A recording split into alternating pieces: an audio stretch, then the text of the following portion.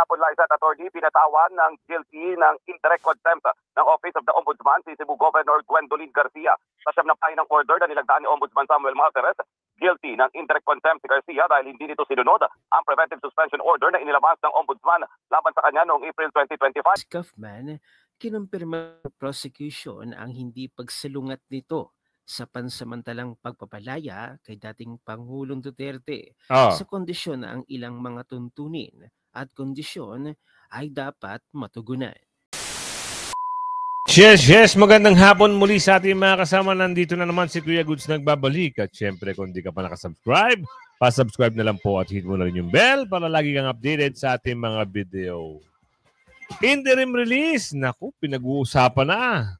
Oo, mukhang makakalaya na si Tatay Digong mga kasama kasi interim release na eh. No, at meron na hong handang tumanggap. Halimbawa, magkaroon ng paglaya o pansamantalang paglaya, merong bansa na gustong, alam nyo, merong gustong bansa na handang tanggapin si Tatay Digong just in case na makalaya.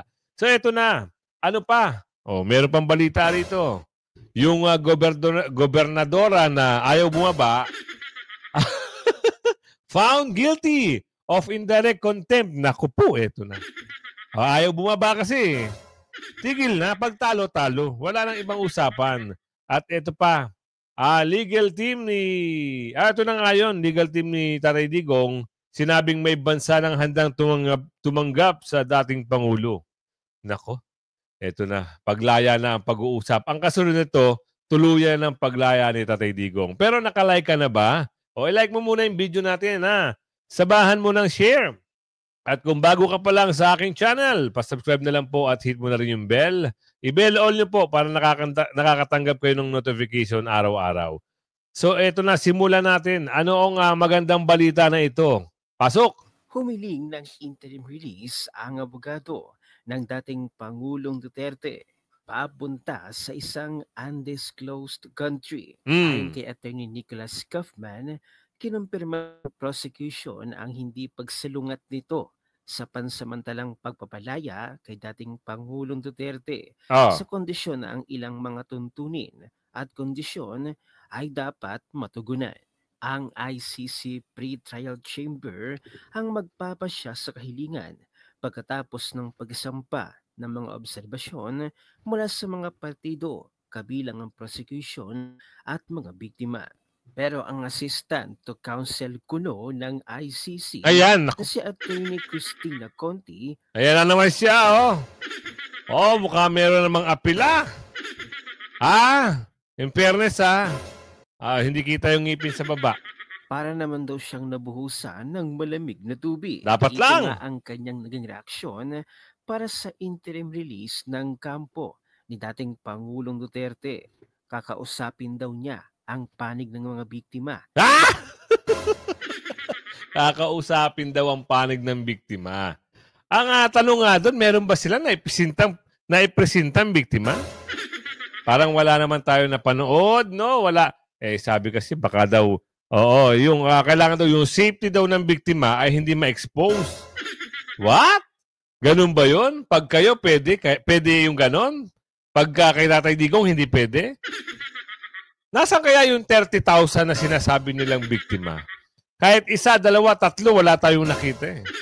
Doon pa kaya sa 30,000, paano nyo pagkakasyahin yung pondo ng bayan at gugugulin nyo dito sa ebidensya kuno?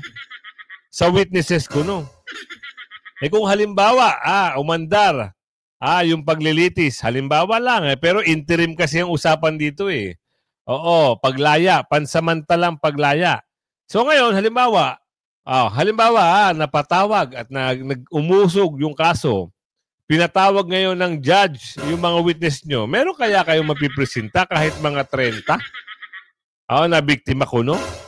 Sabi ni Aling Dolores yan, Ang problema kasi walang makita. Wala silang binibigay na itsura ng mga biktima. Saan kaya pinulot yung mga eksena, istoryahe at dokumento na ipinasa rito? Tantanan nyo na ang mga Duterte. Hindi kayo aabante, sabi Aling Dolores. Lalo pat nabasa niya sa petisyon na hindi raw kontra ang prosecution sa pansamantalang paglaya ng dating Yun, oh. Pangulong Duterte.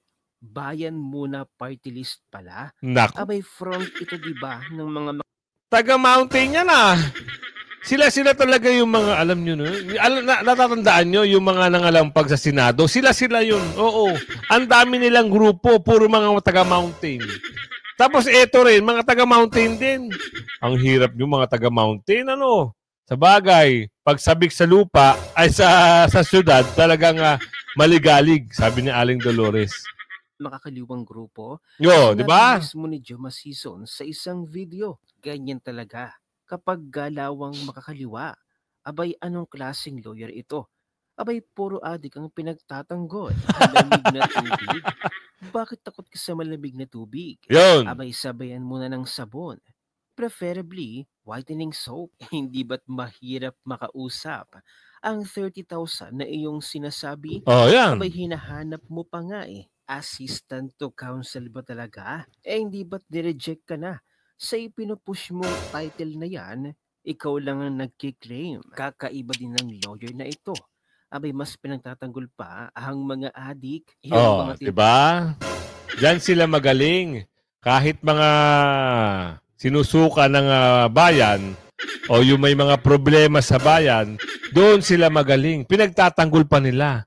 Eh hindi nila pagtanggol yung mga milyong tao na nakinabang kay Tatay Digong, na gusto yung patakaran ng Tatay Digong. Hindi nila kaya ipagtanggol kasi meron silang pinoprotektahan. Diba? Eh baka isa sila sa mga ganun. Pinagtatakpan nila dahil meron nakikinabang daw di umano, sabi ni Aling Dolores. Inukhang na pusher at adik. Kaysa doon sa mga nabiktima ng mga adik at pusher. Oh, totoo. Ang mga inosente. Sila dapat ang yung pinagtatanggol. Yun. Ni Cristina Conti. Yun ang dapat ipagtanggol nyo. Yung mga nabibiktima ng mga gumagawa ng hindi maganda, lalong-lalo na yung gumagamit ng ipinagbabawal na candy. At yung mga nangangalabit ng kwintas, yan dapat ang mga pinag-uukulan nyo ng pansin. At yung nabibiktima ng yung mga kawawang bata na nabibiktima ng mga kaharasan. Alam niyo yun, yung mga binababoy, bata pa lang, binababoy na yung katawan. Yan dapat. Hindi itong napakabuting tao. Na naniniwala ang milyon-milyon tao sa kagandahan ng ginawa. Magbigay ka nga ng presidente. Ihalin tulad mo kay Tatay Digong. Meron ba kayo may hahalin tulad? Wala. Dahil si Tatay Digong lang ang nagbigay ng pag-asa. Kaya yun ang hinahanap ng tao hanggang ngayon. Bakit? Siya lang ang presidente nagmahal ng tunay at tapat sa sambayan ng Pilipino. Hindi kagaya ngayon. Puro balat kayo. Nakaw dito, nakaw doon. Durobo dito, durobo doon. Ubusin ang kaban ng bayan. Tapos, akala mo mabait. Akala mo santo. Hindi nga nagmumura. Inubos naman ang kaban. Doon na lang ako sa nagmumura. Pag nagmumura ang tao, hindi naman sinabing masama na yan. Kaya lang nagmumura dahil doon sa gumagawa ng masama. Di ba? Talaga naman ang mga Pilipino, hindi na natuto. Ilan pa kaya mapapaniwala ng mga taong taga-mountain na ito? Ang hirap sa inyo, ayaw magsitigil. At saka kayo, ma'am, boss, amo manager, tigil na. Alam naman namin ang karakas nyo. Huwag na ho kayo makisawsaw sa politika. Kung ako sa inyo, kung gusto niyo ng popularidad, gano kayo?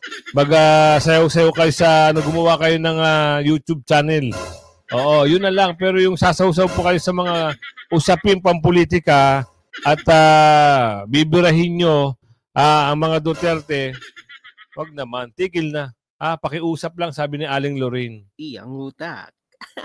Pero kayo ba mga kasweet, naniniwala ba kayo sa mga hula-hula? Hindi ba't na-mention ito ng isang manghuhula sa YouTube? Yan, ano yun? 2 months ago, nakita niya na mayroong isang napakalaking country na sasagip at tutulong kay dating Pangulong Duterte. At napaka-powerful na country ito. I hope ito na yon. Amerika. Hindi ba dapat matakot ang ICC Dapat sa lang. overwhelming na pagkapanalo ng dating Pangulong Duterte sa Davao. Ito bibigyan ko lang kayo ng isang example. Sorry sa interruption. Ganito lang yan eh. Sa tingin nyo, taga-ICC, sa tingin nyo, yung bumabatikos kay Tatay Digong, sa tingin nyo, mga taga-mountain, mananalo pa ba ito si Tatay Digong kung masama ang ginawa? Kung naniniwala sila na nagpapaano siya ng mga tao? Hindi. Gawa-gawa nyo lang na kwento yan. Tingnan nyo, nanalo. Wala nga yung kalaban eh. Hindi nga umabot ng 1/4 yung boto. Sipin nyo nga yun. At doon sa taga-ICC, tignan nyo.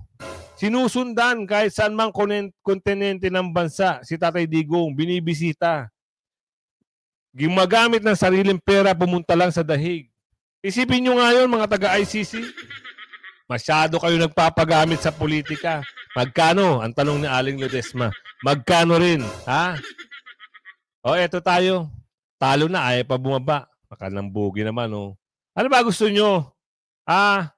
Tuluyan kayong kayo-kayo lang ang umupo kahit palpak na ang mga pinagagawa nyo? Alright, meron po nagmamadaling balitang hatid sa atin ngayon si Robert Mano. Robert, magandang hapon. Ano yan? Magandang hapon, Liza at Atty. Pinatawan ng guilty ng indirect contempt ng Office of the Ombudsman si Cebu Governor Gwendolyn Garcia. Sa siyam na pahinang order na nilagdaan ni Ombudsman Samuel Malteres, guilty ng indirect contempt si Garcia dahil hindi nito sinunod ang preventive suspension order na inilabas ng Ombudsman laban sa kanya noong April 2025. Buti nga. Kahit nagpasulo ka pa sa amo mo na si Bungit-ngit, Ombudsman ito, hoy! Pag ombudsman na nagsalita, kahit sino pa yan, kahit nakaupo pa yan, pag ombudsman ang nagmatigas, wala kang magagawa. Kaya buti nga sa'yo, indirect ano raw? Contempt. Focus order noong May 19, 2025, pinagpaliwanag naman si Garcia kung bakit hindi siya dapat i-cite for indirect contempt. Pero mahina, ayon sa Ombudsman, ang paliwanag ng opisyal na nakakuha siya ng temporary restraining order mula sa Court of Appeals kaya hindi siya aalis sa pwesto. Ang Ombudsman, dahil sa pagbabatigas si Garcia na apektuhan ng kanilang investigasyon, pinalaan din ng Ombudsman ng mga abogado na tumutulong kay Garcia na alalahanin ang sinumpaan tungkulin. Dahil guilty sa indirect contempt, pinagmumulta si Garcia ng 30,000 pesos. Bakit ang liit naman? Ang dami-dami niyo sabi ni Aling Rodriguez dito. Marami ang pera eh. Diba? Nakakuha ng ayuda yan. Bakit 30,000 lang? Diba? Buti nga sa'yo. Tigas kasi ng ulo mo. Ayaw nyo magsitigil kasi. Tapos nakisaw-saw ka pa sa... akala namin hindi namin malala. Akala nyo hindi namin malalaman na tinitira nyo mga Duterte habang kayo ay nagrally-rally. Ang gaba, di magsaba, sabi ng mga taga province of Visayas. 'Di ba? Iyak nyo na lang 'yan. Saka hindi na kayo mananalo, ha? Tuloy. Hiniling ng kampo ni dating Pangulong Rodrigo Duterte sa International Criminal Court o ICC ang interim release o pansamantalang paglaya at paglipat ng dating Pangulo sa isang hindi pinangalanang bansa. Sa isang dokumento na makikita sa ICC website, nakasaad doon na may isang bansa na nagpahayag ng kahandaang tumanggap kay dating Pangulong Duterte habang siya ay pansamantalang nakalaya. Nakasaad pa sa petisyon na nakahanda ang naturang bansa na ipatupad ang mga kondisyon na maaaring itakda ng ICC. Iginit din ng kampo ni Duterte na hindi siya kwalipikado para sa karagdagang pre-trial detention dahil wala siyang kakayahan na tumakas o makasagabal sa investigasyon. Dahil dito, hiniling ng kanyang legal team na agad siyang palayain sa ilalim ng mga kondisyong itatakda ng pre-trial chamber. Kasi ang tagal-tagal pa ng September. So, pwede naman yun eh. Ito may papaliwanag lang ako sa inyo. Yun ngang mga nagkaroon ng kaso, pwede silang mag-bail. Except lang doon sa matitinding kaso, ha? Except lang doon. Yung mga, alam ko, mga walang bail, yung mga ng gasa, yung mga ganon. Yung term na word ko na lang, intindihin nyo kasi mahirap dito yung pronouncement. Minsan yung community guidelines, minsan hindi, problema rin dito. Yung mga ganong kaso, tapos yung mga basta matitinding kaso. Pero yung ito, pwede to. Saka wala pa naman eh. 'Di ba? Hindi pa, sipin nyo, ang tagal ng trial, September pa. Sipin nyo, tapos ikukulong nyo. Ilang buwan? From March, April, May, June, July, August, September. 6 months. Wow! Ano ba kayo? Kailangan ng interim. Para pansamantala makalaya muna si Tatay Digong. At saka hindi niya kagustuhan yan. Oo, doon lang yan sa mga nagkampi-kampihan na ano pa tawag doon? Nagplano. Yung 5. Ate Amy, bilisan mo umupo, para doon sa 5 naman. Yung revenge ika nga, sabi ni Aling Madrina din. Yung revenge. Ang gusto ng sambayan ng Pilipino. Nagmamadali na sila eh. Lalong-lalo na yung topic ng yung humors daw di umano. Rumors lang pala yun. Napapunta si Tatay Digong sa dahig. Yung sino yung nagplano. Rumors lang pala yun, naknambugi naman. 'Di ba? Ito ito na yung hiniling eh. At ito may mga balita dito, anak ng bugi. Ano na naman ko? Nagpasalamat sino? Ito alamin natin to Kung sino yung mga nagpapasalamat. Wait lang te. Masyado ka naman magmamadali eh. Alam niyo yung pasalamat, hindi pa yan tapos. Wag muna kayo magpasalamat. Ito. Alamin natin to. Alam yung pasalamat dito. Nagbigay na ng kanilang mga pahayag ang mga senador na hindi natatawid sa 20th Congress dahil natapos na ang kanilang mga termino. Kasama rito sina Senator Cynthia Villar, si Senator Grace Poe na gumugol ng 2 termino sa loob ng 12 taon, si Senator Bong Revilla na bigong manalo sa midterm elections, si Senator Nancy Binay at si Senator Aquilino Coco Pimentel. Alam mo, ito sasabihin ko lang sa inyo, ito mga natalo na ito, lalo-lalo na to si Tol at ito si Kuya Bong, malaki ang potential niyan. Mali lang sila napuntahan. Totoo yan, mali lang sila napuntahan. Kung napunta sila sa tamang landas, sigurado pasok yan eh.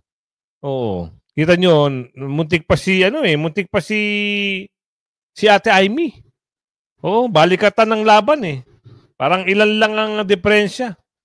So, yun nga lang talaga. Kita mo si Ate Amy, nakuha pa sa, 'di ba? Huling announcement yun. Pati si Miss Camille. Dapat inagapan mo kasi. Inagapan sa... Kung naagapan yun, pasok sana. Yun nga lang, siyempre, hindi nila alam yung laro. Kasi ang alam nila, malakas ito si Bungit-ngit. Hindi nila alam sinusuka na. Napasama sila sa Team Suka. Team Sinusuka pala, sorry. Napasama sila sa Team Sinusuka. Ayun, nasuka. Hindi tuloy naboto. Tuloy natin to. Huli, nagpasalamat naman si Senate President Francis Escudero sa lahat. Noong Miyerkules, June 11, opisyal nang nagtapos ang 3rd and final regular session ng 19th Congress. Tapos na ang 19th Congress. Ano pa ang hahabulin nyo? Isang play, isang, ano ba ang tawag nun? Isang segment ang natapos na sa larangan ng politika. Tapos ang karir. Ang ending hindi maganda kasi maraming nagalit na Pilipino. Imbis na magserbisyo ng totoo sa taong bayan, politika ang natupag. Diba? Pangdudurobo sa mga... isipin nyo lang ito. Kung ikaw sana, isang senador, dapat inatupag mo lang yung kung ano yung trabaho mo. Hindi eh. Diba? 5 sila. Pero yung 2, hanggang 2028. Yung 3, tapos na yung termino. Ngayon, isipin nyo, sa nakita ba ng tao, boboto pa sila sa 2028 kung sakaling tatakbo sila? Palagay ko hindi. Kahit ako naman eh. Yung mga ganyang, hindi na. Sila lang yung panggulo. Kumbaga sa, talagang gumagawa sila na hindi maganda para lang magkawatak-watak ang Senado. Yan ang sabi ni Aling Lorraine.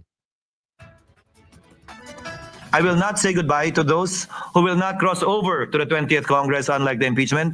Instead, I will say, I will see you again. Hindi ako magpapaalam sa inyo. Ang sasabihin ko, hanggang sa muli nating pagkikita. Nako, may question dyan si Aling Lourdes. Ito lang, oo. Hindi ka nga magpapaalam. Oo, nandiyan ka pa hanggang 2028. Pero boss, baka naman kasi sa pagka-Senate President, mapalitan ka. Kasi malakas ang ugong-ugong, tatakbo si Toso. at tatakbo si Senador Marcoleta. Ang boses ng bayan, Senador Marcoleta. O kayo ba? Naniniwala ba kayo na kung sakali si Senador Marcoleta ay tumakbo sa pagka-Senate President, mananalo? Ako sa opinion ko, talagang magna-number 1. Mananalo at mananalo. Bakit? Religious sa tao, mabait, matapang, may boses, tsaka abogado, naging trial lawyer, alam ang batas, hindi yung mga bobo-bubuhan lang. Sipin nyo yun, hindi yung kumukuha lang sa index sa report na tinuturo ng kasama nasa likod. Senador Marcoleta nagsasalita sa sariling pag-iisip, kinukuha sa sariling utak. Hindi yung, napanood nyo ba yung isa doon, nag-speech yung babae, yung virus ata pangalan nun. Pinasa sa cellphone, binabasa. Nakakatuwa, ano? Meron tayong video nun pero hindi ko na ipapakita sa inyo. Ay, nako, talaga naman, buhay. Do not be strangers. We are just here, and I look forward to working with you in government, in the Senate, and anywhere in the name and in the service of the Filipino people. Ayun daw, alamin natin nakikipag-ugnayan na ba? Wait lang. Ano na ba yun? Ano nakikipag-ugnayan? Iginit na dapat sumunod ang Kamara sa impeachment court. Ha? Sabi to, 1 day ago. Sabi dito, SP Cheese, iginit na dapat sumunod ang Kamara sa impeachment court. Dapat lang. Yan ang dapat yung gawin. Sumunod na lang kayo. Sumunod na lang kayo sa uutos ng Senado. Pasok. Ang House of Representatives sa Senado kaugnay ng issue ng impeachment kay Vice President Sara Duterte. Wala pang anumang formal na natatanggap na tugon o komunikasyon ang Senado mula sa Kamara kaugnay ng impeachment case ni Vice President Sara Duterte ayon na rin kay Senate President Francis G. Escudero. Ito ay simula ng maglabas ng desisyon ang impeachment court kaugnay ng pagbabalik ng articles of impeachment sa House of Representatives na hanggang sa mag-adjourn ang sesyon ng Senado alas 9 kagabi. Tumangging magkomento si Senador Escudero kung tama nga ba ang ginawa ng mababang kapulungan ng Kongreso kaugnay sa kahilingan ng impeachment court. Partikular ito sa pagsusumite ng lower chamber ng sertipikasyon na hindi sila lumabag sa impeachment per year na utos ng konstitusyon. Bilang tugon, naghain kahapon ang Kamara ng resolusyon sa House of Plenary na sinisertipika nila na hindi sila lumabag sa naturang 1-year ban. Dami na nagkakampi-kampihan, ano? Lumabag kayo! Aminin nyo na yan, huwag nyo nalakoy ng sambayan ng Pilipino. Pinagluloko nyo pa yung mga tao eh. Kitang-kita naman na lumabag kayo eh. Itigil nyo na yung mga ambisyon nyo na kaya nyong patalsikin. Kaya nyong manipulahin ang Senado. Hindi kayo papatulan ng mga senador. Ang dami nyo. 24 lang ang mga senador. Mas marunong pa kayo sa mga senador? Ganun ba yun? Masyado nyo naman atang ginagalingan. At saka yung mga gumamit, alam nyo maraming gumamit ng mga party list na hindi naman sila yung mga kakilala, pero ngayon sila ngayon ang mamayani ngayon. Kagaya nga ni yung mga motor-motor. Di ba? Ang nagdala niyan si Kernel. Pero itong ngayon siyang bida-bidahan diyan sa Kamara. Paano? Pakinabang daw pala yan. May pakinabang. Kaya ngayon, si Kernel, wala na. Sayang. Diba, Kernel? Nagpagamit ka ngayon. Ewan ko kung matutulungan ka niyang kasama mo na yan. Diba? Sa pagsasampa ng impeachment. Hindi ko nais-komentaryohan yan dahil una, balita lang yan. Hindi ko alam kung totoo dahil wala pa naman kami natatanggap. Lahat ng komunikasyon sa ngayon na may impeachment court na sa pamamagitan na ng pleading at hindi press release o press con. Pahiya kayo. Tigil na kasi. Ang kukulit nyo ayaw magsitigil. Gusto nyo talaga nang nakakarinig pa kayo kay Mamang Quezon. House Speaker. Ano naman ito? House Speaker. Hindi tatalikuran ng Kamara ang pagsusulong na impeachment case ni Vice President Sara Duterte. Naninindigan si House Speaker Martin Romualdez na mananatili ang kanilang paninindigan pagdating dito hanggat magtagumpay ang proseso. Talagang plano talaga hanggat daw magtagumpay. Hindi sila titigil kasi takot na takot ka. Doon nga lang sa Nag-iisang kalaban mo sa Leyte, natakot ka eh. Ginawa nyo palang kwento. Oh, hindi tuloy nakatakbo. Pero kung nakatakbo yun si Ate Nene, sigurado tas-tas ito. Hindi ito mananalo. Kaya ginawa ng paraan. Magkano kaya ang inabot? Diba? Mga kasama, isipin nyo mabuti. Yung mga bakulaw, kung hindi man yan, ito lang halimbawa, matalo naman sila. Wala na silang pwesto. Huwag nyo nang bibigyan ng tsansa na makaupo uli yung mga yan, yung mga durobo na yan. Bakit? Ganun pa rin ang gagawin yan. Uubusin pa rin ang kaba ng bayan. Swerte nga lang niya kasi pinsan niya yung nakaupo, si Sanpit. Diba? Oh, kung hindi niya pinsan, wala yan. Magkaaway na nga sila ni Ate Amy. Diba? Sino ba yung tinutumbok ni Ate Amy na Lulong at si Laylay? Sila yun. Sa mababatas, susundin nila ang mga kinakailangan ng impeachment court hindi para talikuran ang kanilang layunin, kundi para masiguro ang maayos na pagpapatuloy nito. Binigyan din ni House Speaker Romualdez na ang kanilang ginagawa ay hindi isang political exercise, kundi ito ay kanilang constitutional duty. Ayan, kala nyo lang kaya nyo mga Duterte, ayaw nyo magsitigil. Hindi nyo kakayanin. Mapapahiya lang kayo pagdating ng oras. Sa mga senador na papasok sa 28th Congress, mag-ready-ready na kayo. Pag-upo nyo, talakayin nyo kagad yung pag-uwi ni Tatay Digong. At yung mga nagpadala kay Tatay Digong, balasahin nyo agad. At doon naman, sa revenge. Yari kayo. Fly with the butterfly na kayo ngayon. Pag-upo nito, yari na talaga. Ito. Ano ito? Magiging tugon sa summon. Sasagutin ni BP Sara yan. Si BP Sara pa, hindi naman umaatras sa laban yan. Ewan ko lang yung mga nagmamagaling at nagmamagalingan. Baka pag si BP Sara ang nakaupo na hindi na kayo mahagila pa. Jed, kailan plano ng kampo ni VP Duterte na magsumite ng tugon sa summons mula sa Senado? Sa katunayan, walang tiyak na araw na nabanggit si Vice President Sara Duterte kung kailan isusumite ng kanyang kampo yung tugon dito sa summons mula sa Senate Impeachment Court. Ngunit sa isang panayam kahapon sa pangalawang Pangulo sa Malaysia, nabanggit nito na nagpaplano na ang kanyang legal team kung paano tutugon sa summons ng Senado. Pag-usapan namin yan ng ating mga defense counsels at pinag-usapan na nila ngayon kung paano nila gagawin yung pag-apply sa summons na. Ang summons ay bahagi ng due process upang bigyan ng pagkakataon ang isang inaakusahan na mapapsubalian ang mga akusasyon sa kanya. Ibig sabihin nito, formal nang ipinagbibigay alam kay Vice President Sara Duterte ang reklamo o complaint sa kanya at para atasan din si VP Duterte na sagutin ang mga akusasyon o ang articles of impeachment. Bukod dito, karapatan din aniya ito ng Vice Presidente sa ilalim ng konstitusyon. At sa pagsisimula nga ng impeachment trial sa Vice Presidente, nananatili aniya siyang matatag sa paniniwala na ang kanilang ipinaglalaban ay tama at totoo. Tama naman talaga Sino ba nagsabi na naniniwala pa dito sa mga bakulaw na to? Sipin nyo nga, ang dami nila, 250 nagsipirma. Ngayon nadagdagan pa. Yung pa rin ang tumbok nila. Ang sabi nga sa Senado, yung speech ni Ate Amy, kung gusto nyo ng accountability, interview pala, doon sa husgado. Ang target nyo, impeachment, para pababain sa pwesto at hindi na makatakbo. Masyado kayong takot na takot, Masyado kayong takot na takot kay BP Sara. Kasi wala namang talagang itatapat.